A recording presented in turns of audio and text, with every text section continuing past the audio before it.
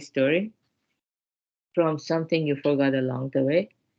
And today's story is number 31.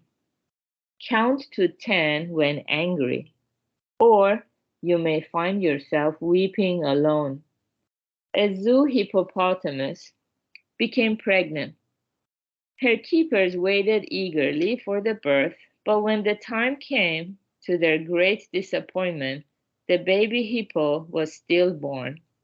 In searching for the reason, they found that when the mother was transferred to a different room during her pregnancy, she had for some reason gone berserk with anger, and this episode had resulted in the death of the fetus. I remember being shocked on reading this account of needless tragedy in the newspaper. Anger, it seems, releases toxins into the system that can destroy physical health. The effects of anger on humans are just as disastrous. One often hears accounts of street quarrels that turn into fights in which someone collapses in rage before ever landing a blow. And there is a famous story of an eminent priest who spent 40 years reciting the Lotus Sutra only for all the merit so painstakingly acquired to be lost in a moment's angry outburst. When blood rushes to the head in a fit of anger, we may say and do things we would never dream of ordinarily, and as a result, find ourselves standing alone in a charred wasteland, weeping bitter tears. But if in the moment of anger we take a second to think why we are outraged, what it is that so upsets us, our indignation often melts away. If you have been attacked, even though you are in the right, there is no need to blame your attacker. Eventually, he is bound to come round and beg your forgiveness. No one is a match for the truth. If you discover that you are in error, then follow the proverb, it's never too late to mend.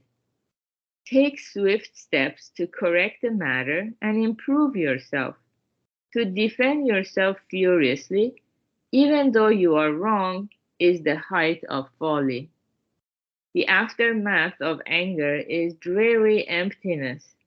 So when you get angry, count to 10, and when someone else gets angry, steer clear of him or her. This is the wise counsel of ancients. Okay, very good. This is another powerful and very practical lesson in helping us remember the destructive nature of our anger. I think we all have experience when we lost our cool, especially as we were growing up, when maybe we were younger, and things didn't turn out well.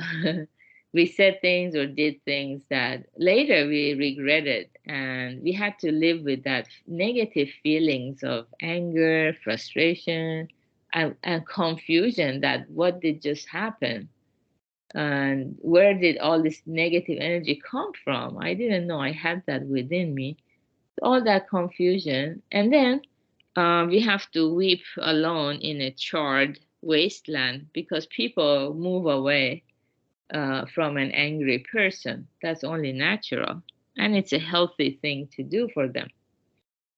So, so first and foremost, we try to remind ourselves again and again how destructive anger is. And then we follow the teachings of the Buddha, which is don't express your anger, try to understand where this comes from. It said, let's take a second to think why we are outraged, what it is that so upsets us.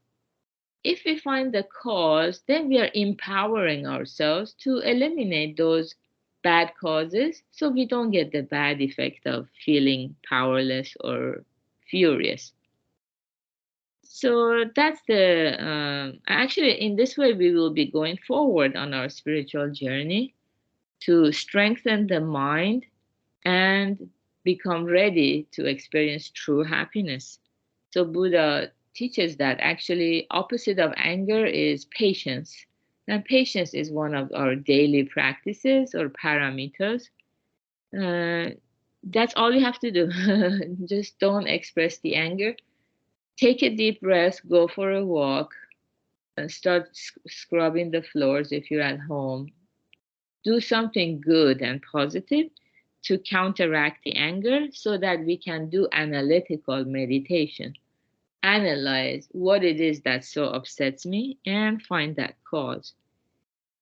Yeah, because if we get involved with other people's misbehavior or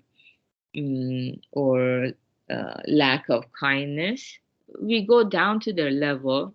So now, whatever bad thing we disliked, it becomes multiplied by 2. We join that negativity. That's not good. And yeah. And also, when other people are angry, no matter what we tell them, they don't want to hear anything because they are so convinced they are right. So nobody else matters in that moment.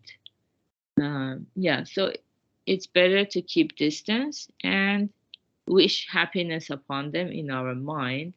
And then when things are calmer, we can invite them to have a cup of tea or have a meal and listen to their side of the story and try to show empathy. And if there's anything we can do, we can offer support.